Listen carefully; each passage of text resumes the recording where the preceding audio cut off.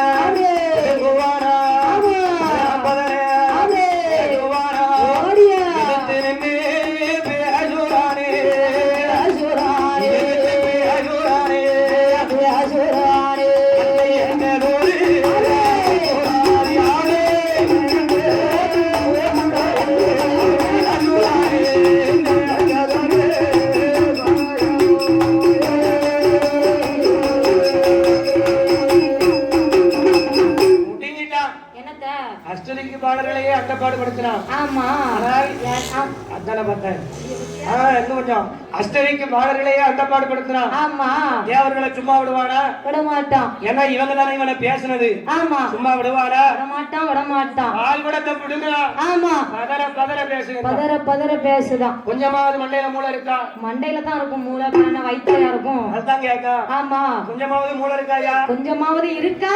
கைலாசத்துல ஒளிவு இருக்கா?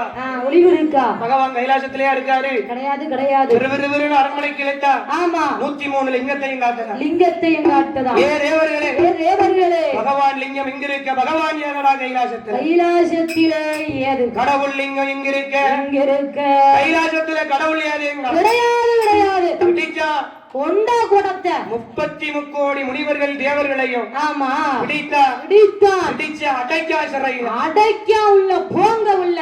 வைராக்கியம்னா அப்படி இருக்கணும். சும்மாவா அடைக்கா? எடுத்த சபதத்தை ஆமா முடிக்காம இந்த உலகத்தை விட்டு போக கூடாது. அப்படிதானம்மா? ஆமா. இல்லையா, ஒண்ணு இல்லையா. என்னாச்சு? குடி குடி குடி எல்லாம் குடிச்சு குடி, வேணா குடி காபி. பால் காபி குடிக்க நல்லா தான் இருக்கும்.